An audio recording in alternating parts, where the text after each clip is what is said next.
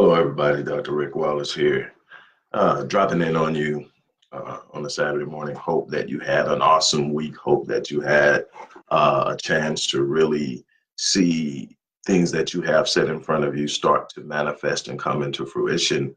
And even if this was a slow week or you experienced setbacks, I hope that you ended your week with an understanding that delay does not mean denial, and that you are intent on achieving the things that you have before you that you deem worthwhile. And that's the important thing. There's far too many of us out there chasing ideas and goals that someone else determined was worthy of our efforts and our energy, and we're not doing what we really should be doing based on who we are.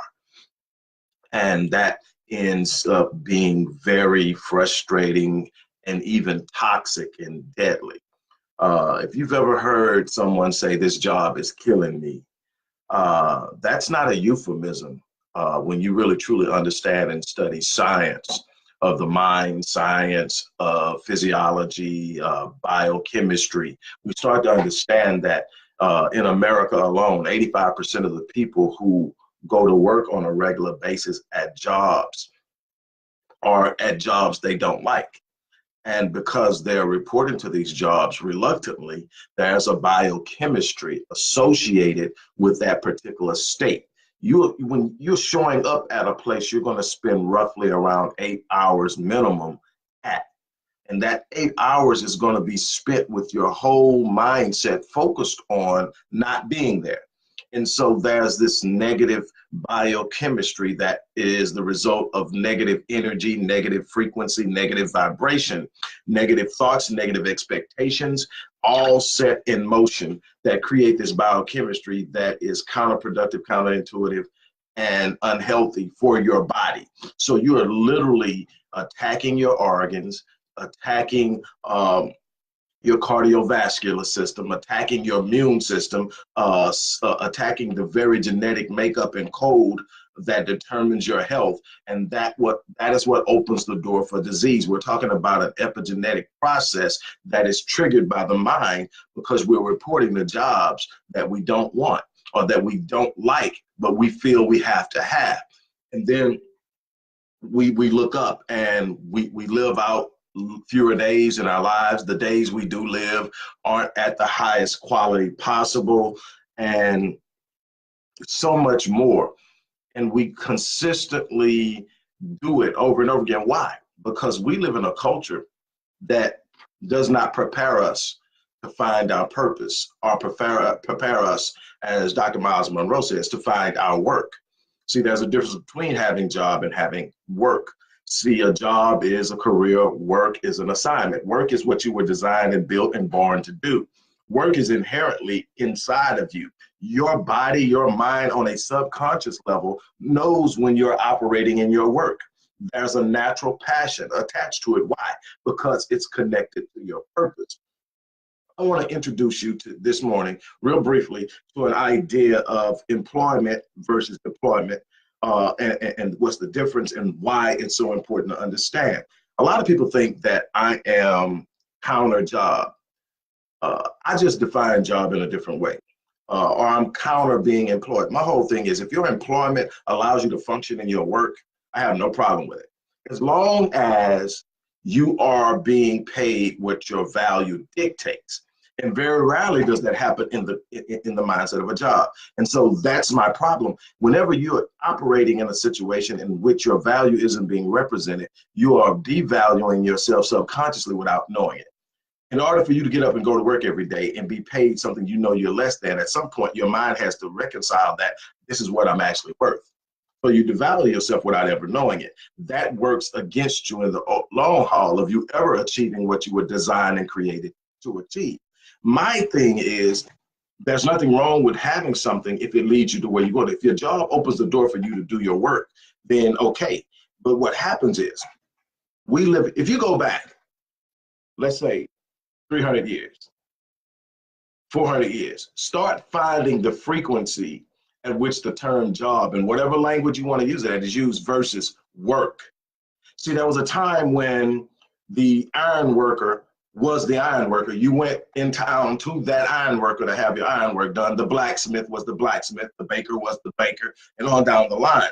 That was their work. When you wanted that type of work done, and this is on a real superficial level because work can get real deeply. See, the person who walks into a room and lifts a person and being able to empower a person, being able to elevate the thinking of a person, that person, his work is the empowerment of others. You know, my work isn't necessarily with my hands, although I can work well with my hands. You know, and my wife always jokes, she loves to see me work with my hand because so much of what I do comes from here in my mouth that she just loves to see, man, this dude is good with his hand. He can do anything on a car. He can do things with the house. He's always doing things. And I do those things so that she can connect with it and understand, you know, that, hey, as a man, I can do a lot of things. But what I'm doing in these jobs aren't reflective necessarily of my work. My work is what I was designed and born to do, created to do. And there's a passion connected with the purpose of understanding it. Look, there's nothing in the room you're sitting in now, wherever you're watching this, if you're in your car, if you're in your house, you're in your bedroom, you're at your office, there's absolutely nothing you're looking at that someone designed that does not have a purpose. There's absolutely nothing. You can look at it, even if you don't know what it is and what it does. If you study it long enough and you look at it, you'll start to figure out it must be meant to do. And you'll figure some things. Sometimes you use things that aren't designed for something for something else, and you'll find that while it may get the job done, it doesn't do it as efficiently. You know, you can use a shoe heel to nail a tack into the wall, but it doesn't work nowhere near as efficiently and effective as a hammer. And a lot of us are using our gifts for the wrong things, and we're not experiencing the life fulfilled. Well, what I want to get at is we were trained to be employed. When you went to school, nobody talked to you about owning your own business. Nobody talked to you about what your passion was. Nobody asked you what your purpose in life was. Nobody trained you and taught you when you do these things, we're going to customize your learning experience based on your unique gifts. That's not how they did it. They put you in, they standardized the operation. They said, okay, this is what you have to learn. When you use this, you're going to leave here and you're going to go into a secondary education in college, and you're going to learn a more refined way to use these skills. And then when you leave, what are you going to do? You're going to get a job. Think about it. When people are running for public office, what is the number one constant that they're always pushing? We're going to increase jobs. We're going to lower unemployment. We're always being pushed into jobs without understanding the dynamic of it as it relates to us and the divine nature of our existence. In other words, however you see God, you know, whether you see God as Allah, you see God as God, whether you're a Christian, whether you believe in the universe as a divine consciousness, whatever it is, you got to understand that if there's so much uniqueness to you, and there's this thing that you have that determines whether you feel something or whether you're really into something or not, then that has to be purpose. That's too much. We're the most uniquely designed organisms on this planet. And if every other design has uniqueness, you know, the lion is designed to hunt. The gazelle is designed to run. And you can just look around you and you see all of these different designs and you know what it's for. Whether we designed it and created, or if it was designed and created through nature, it has a purpose. Well, then that means as the most specific and intricate design of all, we've got purposes. You know, we're not simply the result of some random evolution. I'm not saying I don't believe in evolution, but I believe in the design that is behind it, a purpose that is behind it, and that is highly specific when you understand it and you research it and you look at it at the core. I know for a fact in the work I do that the human brain has evolved massively over the last, I don't know how many millennia, into the millions of years. It's evolved from the reptilian brain through the limbic system, also known as the mammalian brain, and now we have the prefrontal cortex, the executive function, and the God of and the creator of our rational reasoning and all of these other different things. We know we have the reticular activating system and all of these other things that function within the neurological processes of what we call our brain, and that it controls everything that happens around us. Everything flows through that. When you know how to manage your brain and your mind can work in cohesiveness with your brain, there's nothing you can't produce in this world, absolutely nothing. So we know it evolved, so we know we evolved. But what I'm trying to get at is we have purpose. We've evolved with a purpose. But here's the problem. See, when you are employed, you have a job, and in that job, you are trained to do something. There's another side of it called deployment. See, when I'm deployed, nobody comes and gets me and tells me what they want me to do. See, when I go get a job, I'm being trained to do what they want me to do to get the agenda they want done. When I deploy, or when I am deployed, I'm going out and I'm using the gifting that God gave me to accomplish the purpose for which I was designed, created, and born into. And when I do it, I feel it. It's a different feeling inside of me, and I know it. I feel fulfilled. I have a high level of high frequency, high vibration, higher energy. I am attracting things to me that help me do it. I don't have bouts with depression. I don't go through these bouts of frustration. I don't become hostile. I don't show up to work every day angry. I wake up out of bed ready to go to work because why? It's my work. I've been deployed. I'm on assignment. I'm on my mission. I'm doing what I was designed to do. Now, the culture will have you believing that's not how you get things done. The culture will have you chasing money. The culture will have you chasing things that they believe that make you feel like this is what is successful. And you'll be out there chasing these things and you're looking for fulfillment. You say, man, I've done this. I went and got this. I went and got that. I went and got this. I'm at the top of my industry and what I do, and you're still not fulfilled. You wake up every day and you've got to drag yourself out of bed to get up and get dressed, shower, get dressed, whatever it is you do in your morning routine, and go to work. Well, you're not going to work, you're going to a job. And 9 times out of 10, the only thing you're getting from the job is in the way of monetary gain. Here's the thing, when you're working in your work and you truly believe in your work, money comes with it automatically. Why? Because all of us have a design that's designed for us to solve a specific problem that this world has. Every gift is the mechanism through which a problem that exists can be solved. Some of us work well with helping people heal from trauma. That's a problem. Some of us work well with designs that make things work better. That's a problem. All of the things that you look at in which value is added to the work that you do, you are solving a problem. I tell my clients all the time that if you want to get into an industry and you want to write a ticket that's very high, you find a problem that needs solving. You find a way to solve that problem in a way that nobody else is solving it. You deliver it in a way that it's not being delivered, and it's so unique that they have to come to you to get it, and you can write your ticket. It's about solving problems. You have a gift inside of you that is demanding that it be used. The problem is we're not sending forth our gifting. We are acquiring skills that we've been told we need in order to get a job, and we're losing ourselves from our work. We're losing ourselves from our purpose. We're losing ourselves from our assignment. And I said this the other day in a post. We've all bought into, at some level, at some time in our lives, that what I have to do is this first, then I'll go pursue this.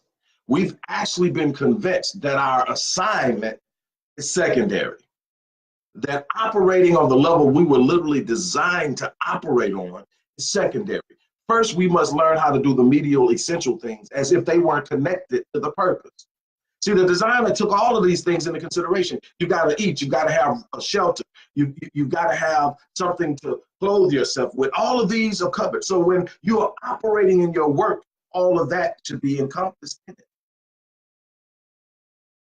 But we'll sit up and wait on the ideal opportunity. Well, I'm going to do it as soon as all the kids are off to school. I'm going to do it, once everybody's in college. I'm going to do it once the mortgage is paid off. I'm going to do it once. And the thing is, a lot of you are looking for the reasoning and the rationale and the proof that what it is burning on the inside of you is possible. And what the Creator is saying to you is that you're not going to see the providence until you take the first step. You're not going to see the providence until you make the commitment. You're not going to see the breakthrough until you take the step. See, faith isn't about what you can see, what you can rationalize, what you can reason. Faith is saying that I know that I'm here for a purpose, and that if God gave me the purpose, I know for a fact that I'm capable of doing it, regardless if I have all the answers in front of me. I'm going to take the step and trust that where I step, there's footing. That's faith. We've been trained that if you can't see it, it doesn't exist. And I'll tell you, the things that you can't see that do exist are the most lethal and the most empowering. So when you can't see it and you think it ain't there, it can harm you, or it can be the thing that can elevate you and empower you. Stop thinking because you can't see it, it ain't real. Stop waiting on something to present itself before you believe it. Some of us are buried our purpose, our passion, and our visions underneath all of our worries, our stresses, our frustrations, and we're trying to work them out. And the answer was in the purpose. Let me reframe that for you. You were born with a purpose. You were born with an assignment. See, the purpose is explained in the design. The assignment is the working out of the purpose over time. It produces the final results of the reason you were here. It's what you leave behind as your legacy. See, we were born with that in us, and we grew up with these unbelievable imaginations. You've seen kids ride around on brooms and in their horses, and they're enjoying themselves, and you can't tell by the look on their face that they're not riding a real horse. They will sit down and they will have these unbelievable tea parties and everything, and they have made cakes out of mud and all of these things, and you're looking at them, and you are so far divorced from that ability to imagine life on another level that it looks foolish to you. Let them do it for a while, but at a certain age, you start telling them to get their heads out of the clouds. See, that's what happens to you. Somewhere along the line, you stop imagining, and that's your ability to create. See, you need an imagination to be able to create something that doesn't exist. See, when you create something, you're bringing something into existence that doesn't already exist, and that requires an imagination. See, the infinite superior being of this universe, however you want to refer to that superior power, had to have an imagination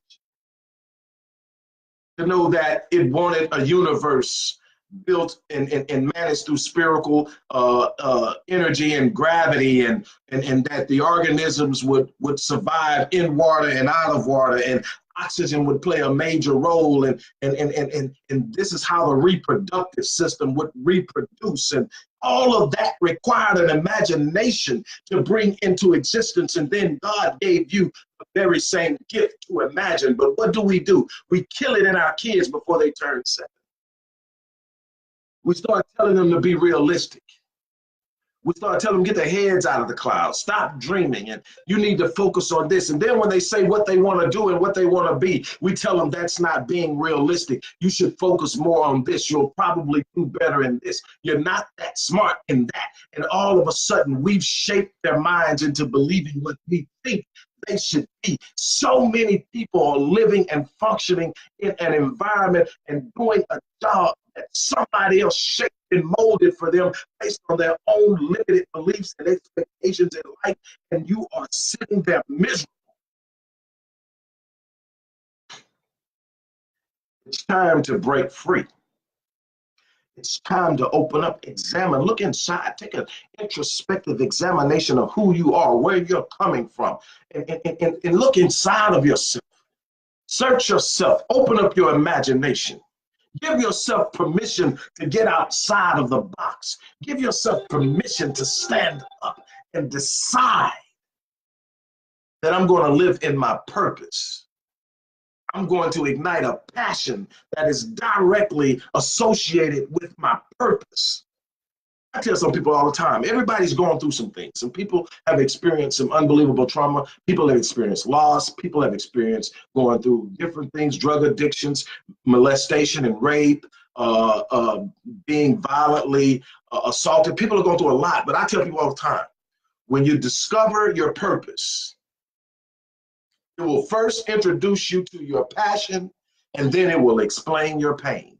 Your purpose will explain everything you've been through because it was preparing you for what you will do in the world once you accept your assignment. See, you've been operating under the belief that I need employment, when the truth of the matter is you need to be deployed. You need deployment. You need to be released. You need to release the purpose that's on the inside of you. You need to deploy the power and the passion that comes behind the purpose. That purpose will change lives. When you deploy, you will make your presence felt. You will write your name in the annals of history as someone who came and made a difference, instead of one of those who came and found it only acceptable to complain. See, the thing is, I remember early, and I don't know if he even knew the impact he was having on me, but I was reared by my great-grandfather. He adopted me when I was 9 months old. And I remember him telling me early in life, maybe 7, 8 years old, somewhere up in there, and I come running to him and I'm like, so-and-so, and I'm crying and I'm complaining because I can't remember what it was, but it was something that somebody had did to me. And his response wasn't, I'm going to go fix it. I'm going to go work on it. His response was, what are you going to do about it? Stop complaining about it and determine what you're going to do about it. If you don't like it, change it. If it's not working for you, do something different. You can't keep doing the same thing over and over, expecting it to produce different results. If you're not getting what you want, you got to do something different. You got to get away from around the people who are supporting and facilitating the current behavior.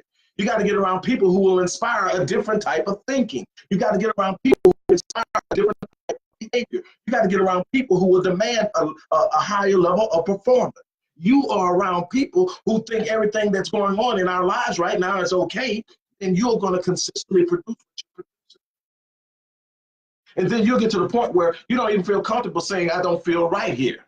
This isn't good. Because now if you say that, you feel you're going to offend them.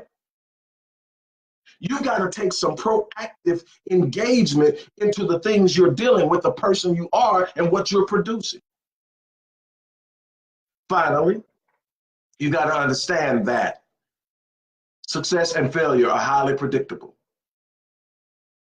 I mean, highly predictable. Success in this world is the result of following certain laws that have been implemented before time that govern the way that the universe works. So you've got these laws, these what is known in many circles as the universal laws. These laws function and operate in an immutable way, meaning that they don't change, they're transferable. And because they're universal, it doesn't require relocation. I see people all the time. One of the first things they start hollering when things get rough is, I've got to move. Now, if you need to move to clear your head and your mindset, and it makes it easier for you to get a new frame of mind and a new way of viewing things and to clear your head, okay, that's fine. But the universal laws work right where you're at. Now, it may be very frustrating. The energy may be down, but I'm telling you that the universal laws are not partial.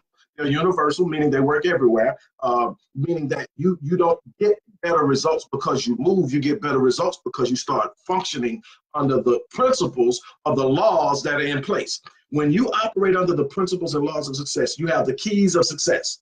The keys are what open up the door of the universe and the possibility. They're simply saying, when you do this, I'm going to open up the doors and this is what's going to happen. Well, you got the keys. You got the keys. All you got to do is study people who are successful consistently, and you'll find that there are these patterns. These patterns are based off of principles. It's certain things that successful people do that people who are not successful don't do. It's certain things that people who aren't successful and fail all the time do that people who are successful don't do.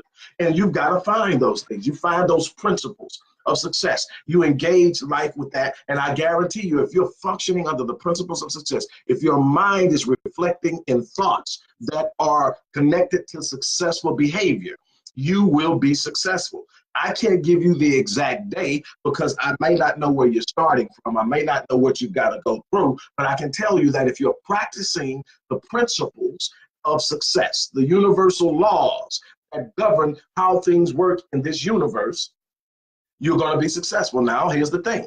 Most people will talk about what God did. And God didn't do this and God didn't do this. God created a universe that responded to the laws he created to govern how he wanted the world, or she wanted the world, however you want to put it. I don't want to upset anybody, but God determined how the world operated and created these universal laws to govern that behavior. So what happens is a lot of people say, well, you're getting punished for that. No, the punishment is inherent in the law. I'll give you a prime easy example. Flame on the stove. There's a law that says if you touch something over a certain degree in temperature, you'll get burnt. So when you stick your hand in that flame, nobody on any pedestal, on any seat in the universe somewhere looking down has to say you're going to be burned. The law is already in effect. So the law, in the same way that you get these instructions and warning labels from manufacturers that say, don't do this, don't do that. And if you do this, you shouldn't have any problem. That's how the universal laws work. When you're functioning in the laws and moving and operating with the laws, you got a guarantee of success and protection. But when you move outside of the laws, you lose the protection. That's actually what creates your guilt complex. You know you're no longer under protection when you're not functioning in the right. When you're trying to cheat the system, you know you're not under the protection of the system. But the protection is inherent in the law. If I function, see, there's also a law that says don't put your hand in a fire.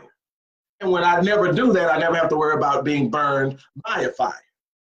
Because the law is universal and it's permanent. It never changes. I never have to worry about it when I stick my hand under cold water being burned. That's never going to happen. What you have to do is you have to understand, if you're not achieving something, it's on you.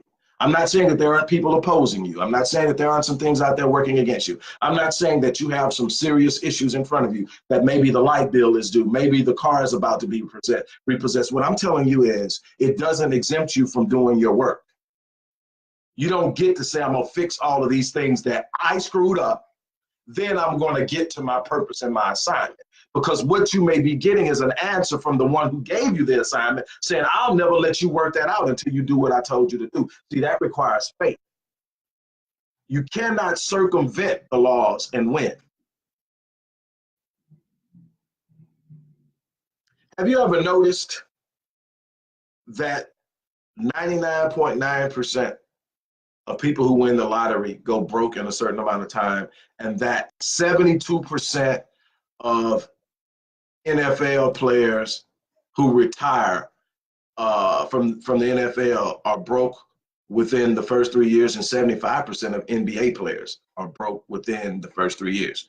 Have you ever noticed that these people who come up with all these money in a way that is not part of the natural design have a hard time holding on to it?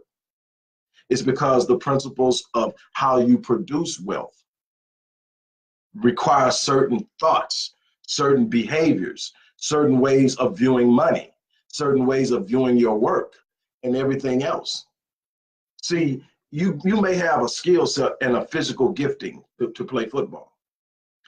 And football may be a means through which you get the platform to do your work. But very rarely is it ever the actual work. See, it was a job. And the job in this case actually opened the door for the work, but you never did the work. You never went into the work. And what happened? The skill gave you money for a while, but because you weren't in the work, you lost the ability. See, when you're in your work, you never lose the ability to make wealth. Never.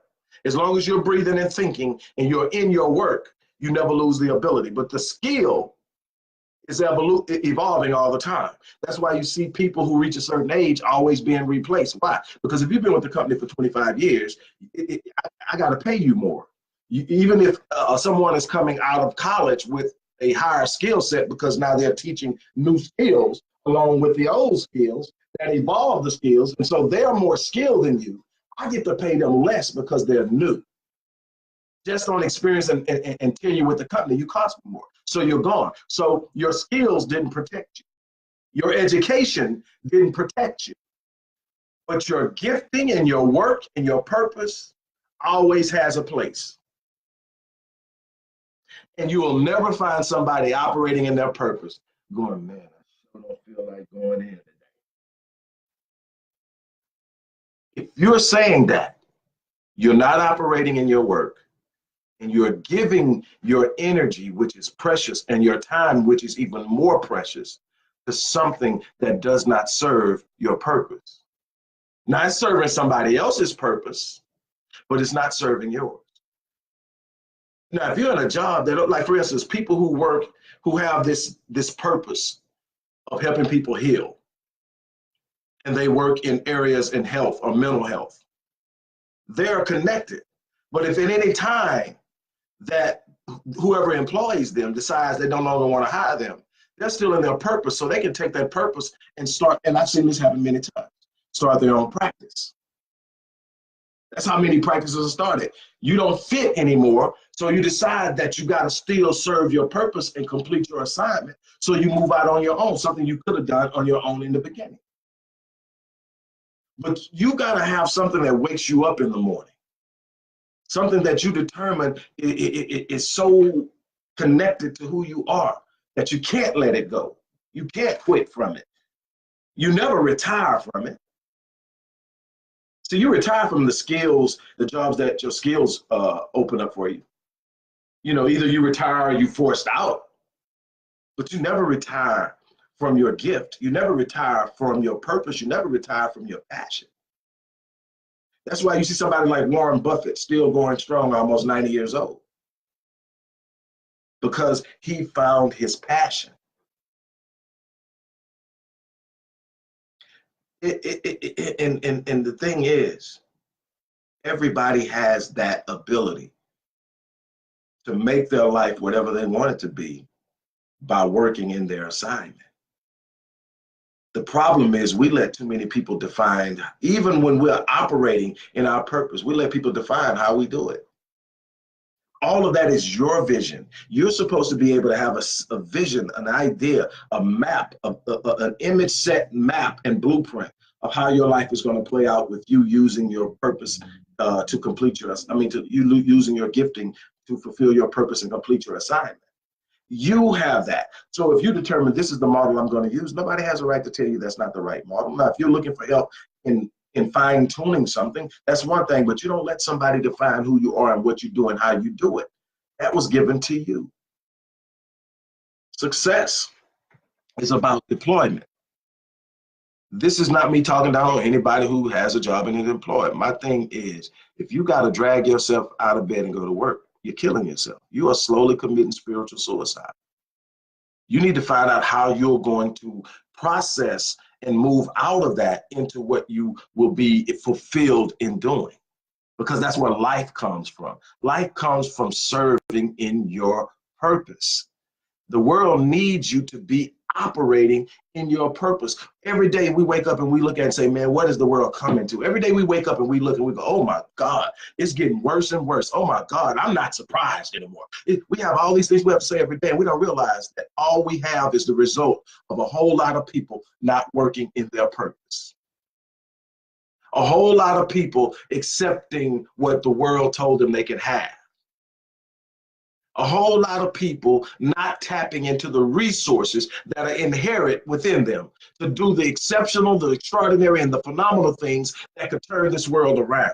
So when you wake up every day and you look and you see all the things going on, the mass shootings and the racism and the poverty and all the things you see, and you're sitting there, you're living, and you're going into a job that you are literally dying before you get there, and you're sitting there with every tick of the clock waiting for 5 o'clock to come to get off, you're a part of the problem. Now, it may not be comfortable. You may not like hearing it. I'm not telling you something that I created. I'm telling you something that if you follow life and you look at it and you study it in the depths that I've studied it, it's real clear. Those people who operate in their purpose live for full lives. Those people who allow the world to dictate what they'll do live miserable lives.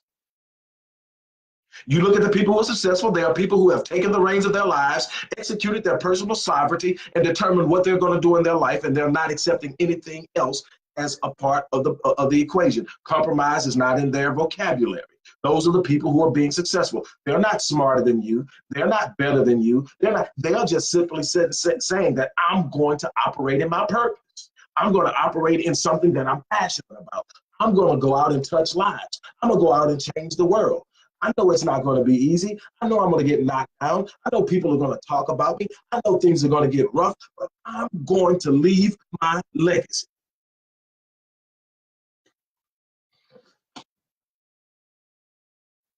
It's that simple. It is that simple. You're either being employed or deployed. It's that simple.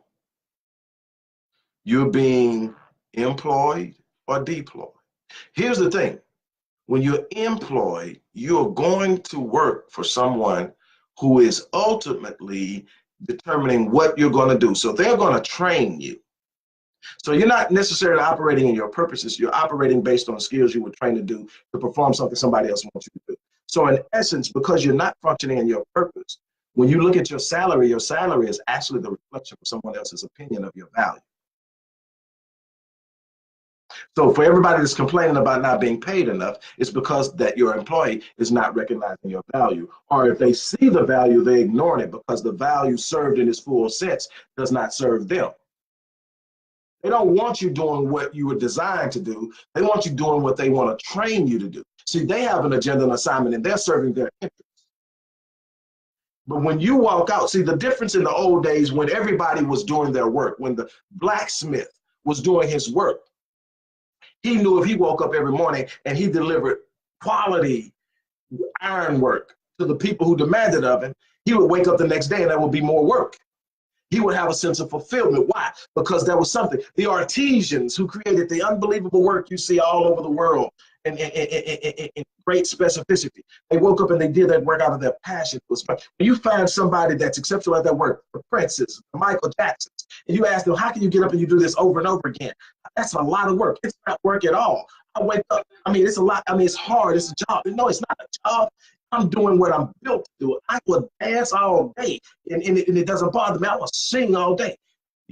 Somebody like Prince played 27 different instruments. Excellent. He found his passion. You find some of the great architects and the things that they're able to do, they're operating in their passion, in their purpose. And just because you've been trained and you become good at doing something doesn't mean that that's what you were designed to do. If it's eating up, look, 80, I can't remember the exact number, but 80-something% of first heart attacks take place on Monday morning between 5 a.m. and noon. The day that everybody's going back to the job they hate. Their stress levels are so high and they've torn down their internal mechanisms, their heart, their lungs, their kidneys, their liver, their cardiovascular network, so much that the stress finally gets them on the most stressful day of the week, Monday morning between 5 a.m. and 12 p.m. 80% of first heart attacks. That's not a coincidence. If you want to talk about statistical significance, which is that thing that at a certain point you can no longer ascribe it to coincidence, it doesn't get more statistically significant than 80-something%. So if you're one of those people, it's not how much they're paying you. I tell people all the time, I guarantee you, if you work for a company and they paying you 6 figures, they're making $1 million. Even though you don't have the necessary resources and leverages to get that entire million, I guarantee you, you can make at least 250 on your own. I guarantee you, the moment that you walk into a business and they make you an offer, know that they make it at least double of that offer you, and that you could probably get that and some on your own. It's going to take work, but that's the whole thing. Everybody looks for something to happen. I want a job because if they give it to me, they're going to pay me every day. I just got to go to work. So you don't want to put in the work to be everything you can be because it's work, but you're going to work for somebody else, get paid less, and be miserable because you don't want to take the extra effort and the extra risk. You don't get great without risk. You don't get phenomenal without risk. You don't get extraordinary without risk. You don't make your presence felt without risk. You don't get your name written in the annals of time, leaving a legacy that it outlives you without risks.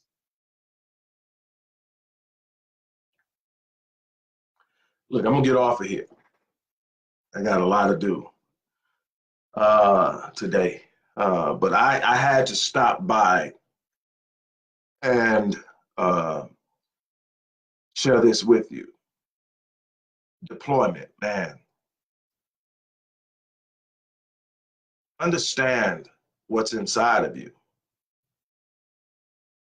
Understand why you feel the way you feel about your job. You know, I've seen, having been a leader in the church for some time, I've seen pastors, bishops, apostles, all of these names and titles that people carry in the church. And I've seen some people who truly function in their purpose. Everything underneath them is different. First of all, you can see the results of their work when they're in their purpose. You can see how people's lives are impacted in their purpose. But you can also see it in the contents of their own being, the joy, the fulfillment. And I mean, they're grinding, they're working, they're literally putting everything they have out there every day. And it would literally destroy somebody who didn't have that as a purpose. Now I've seen other people who are doing it for the prestige, for the power, for the prosperity, for the money. And while they're getting those things, it's eating them alive. It's literally killing them. And we've seen some die recently. I'm not gonna call any names. That literally it's just eating at you. I'm telling you, when you're not functioning in total, what is known as homeostasis, where your mind, your body, your spirit, and your soul and your emotions are all in alignment and working in harmony with one another, that's what you call disequilibrium. And anytime disequilibrium is taking place, you're opening up the possibility for disease. A lot of cancer is because of this. Heart disease, because of it. This isn't something I'm making up. This is the research and studies that I've done. So it makes me more capable of helping my clients. What's happening up here is destroying what's happening down here. The most simple explanation in term used is psychosomatics, meaning that the mind affects the body. But it's so many levels of how psychosomatics work and impacts you. And you can see it in the study of epigenetics, which I've spent a great deal in. You can see it in psychology. You can see it in quantum physics, in the study of energy. All of these things take place. Your body is the conductor of energy, literally electric energy completely. And so it's producing energy. Your thoughts produce energy. Everything is energy. So all of these things are working. And when you have it in harmony, you have health holistically. When you're out of harmony in nutrition, in thought process, what are you feeding your mind? What books are you reading? What programming are you watching on television? All of this stuff affects you. All of it. Everything that you dismiss as just being something casual in your life has an impact on your life. Every thought you entertain, everything you see, everything you hear has an impact. What you allow into your gates the most will have the most pronounced and emphatic impact on your life. You literally can control what level you're existing on by what you allow to come into your gates. You're controlling that. It's so much to it. But I'm telling you, life can be really just grueling and cruel when you're not operating in your purpose. And it just somehow, when you're operating in your purpose, you find a way to get through everything. The first thing that purpose did for me is it introduced me to my destiny. Because see, when I look at my purpose and I see my assignment, meaning the working out of my purpose in this world, and I look far enough ahead, I see the end result, which is my destiny. Now, my destiny, as defined in the way that I like to find it, says to me that no matter how many people try to stop you, how hard they try, what's put in front of you, it only ensures that you succeed. That's the meaning of destiny. It's destined to happen if you work it out. So, with that in mind, there's nothing you can put in front of me that shakes me. Why? Because my destiny is written. I can't be shaken because of what you're putting in front of me. I'm built for this. People have looked at me and they've seen me in some very bad situations, especially back in 2005, and they're going like, how? I'm looking at the destiny. Y'all watching where I'm at, I'm seeing where I'm going. When you have a purpose, it connects you with your destiny. And your destiny tells you that everything you're facing, you're going to overcome. Look, I got to get out here. Look, for the remainder of the weekend, every coaching package, I don't even know if I put the link in there, but I'm going to do it as soon as I get off. Every coaching package at the Rick Wallace site, which is the Visionetic site, which is www.rickwallace.link, and just click on the life-changing courses and programs tab. Everything on there will be doubled. So if you get a bronze package, which is 12 sessions, which is normally 12 weeks, it's going to be double to 24 weeks. And on up, everything is going to be doubled in what it delivers in the way of sessions and engagement. And that ends tomorrow at 6 p.m. This is a great time to get in and get double for your investment. I guarantee you won't be disappointed. Also, I'm going to put the link for the book Critical Mass in there if you want to get that and open up your mind to some of the possibilities that life has sitting in front of you. That'll be great as well. But I'm going to jump off here. You guys have an unbelievable time. If you haven't made the choice to make a move today, stop waiting on the perfect opportunity. That it doesn't exist. The perfect opportunity does not exist. Stop waiting on it. You've got to create a moment. You've got to say in your mind, today I start, and I will not quit until I achieve what I have set out to have. And I'm going to go through everything. I'm going to push through it. That's what you've got to do. You've got to push through it. With that being said, I'm going to get off of here. You guys have an unbelievable day. And as I always say, I'm going to live my life on full so that when I leave this place, I die on me. I challenge you to do the same thing. I'm out.